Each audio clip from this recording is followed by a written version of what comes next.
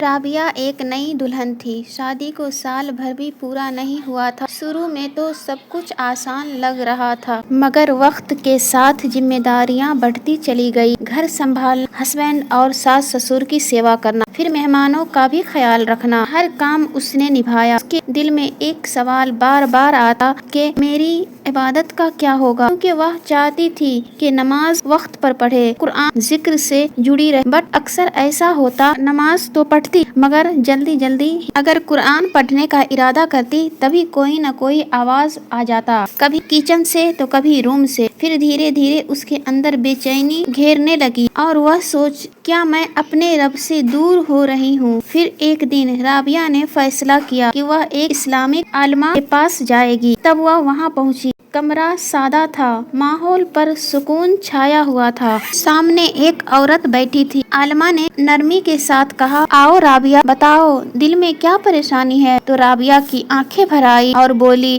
آپ سوچ بھی نہیں سکتی میری حالت، دن بھر کاموں میں الجھی رہتی ہوں، کچن، مہمان، ساس سسر، بچے اور ہسبینڈ، سب کی خدمت، صفائی، تو کبھی کبھی لگتا ہے میں صرف کام خدمت کے لیے بنی ہوں۔ نماز ٹائم پر نہیں پڑھ پاتی، قرآن کو پڑھتے مہینوں ہو جاتا ہے کہ کہیں میں اللہ سے دور تو نہیں ہو رہی ہوں، اور سارا بات۔ پھر انہوں نے نرمی سے مسکراتے ہوئے کہا، تمہارا ڈر ہی تمہارے ایمان کی نشانی ہے، اگر دل میں رب کی یاد نہ ہوتی تو تمہیں فکر ہی نہ ہوتی۔ یاد رکھو، عبادت صرف جائے نماز تک محدود نہیں، گھر کی ذمہ داریاں بھی عبادت بن سکتی ہے اگر نیت صحیح ہو۔ پھر رابعہ نے حیرانی سے پوچھا، کیسے عالمہ جی؟ پھر عالمہ نے قرآن کی آیت پڑھ کر اس کو ترجمہ بتائی، میں نے جن اور انسانوں کو صرف اپنی عبادت کے لیے پیدا کیا ہے۔ پھر انہوں نے سمجھایا، دیکھو رابعہ، جب تم کھانا بناتی ہو تاکہ تمہارا ہسبینڈ حلال روزی سے کھائے، جب تم گھر سنبھالتی ہو تاکہ اس کا دل خوش رہے، جب تم بچوں کی پرورش کرتی ہو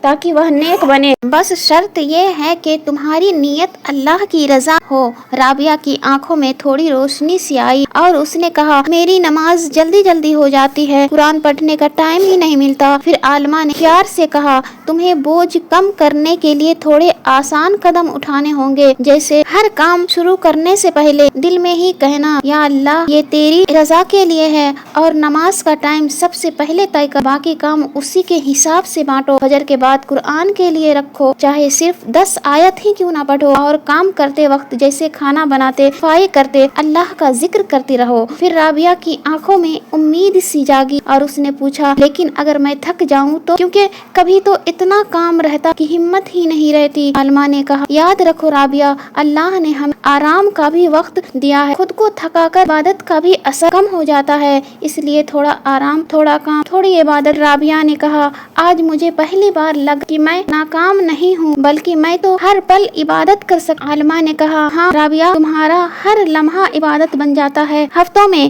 اس کا روٹین بدلنے لگا، اب گھر کے کام کرتے ہوئے بھی اس کا دل عبادت سے جڑا رہتا، نماز، قرآن وقت پر ہونے لگا، اور عالمہ کی آخری بات اس کے دل میں بس گئی، رابعہ، جب تمہارا کام کے پیچھے اللہ کا رضا ہو تو تمہارا ہر لمحہ عبادت بن جاتا ہے۔ زندگی کی اس راہ میں ہم سب کبھی نہ کبھی تھکان اور الجھن کا شکار ہو جاتے ہیں، مگر یاد رکھیے، دین اور دنیا دونوں اللہ کی نعمت، اور اگر صحیح سے ہم سب چلے تو یہ سفر آسان ہو سکتا ہے۔ اگر ویڈیو پسند آئے تو لائک شیئر کریں۔ تو یہیں پہ ویڈیو اینڈ کرتے ہیں۔ اللہ حافظ، اپنا خیال رکھیں۔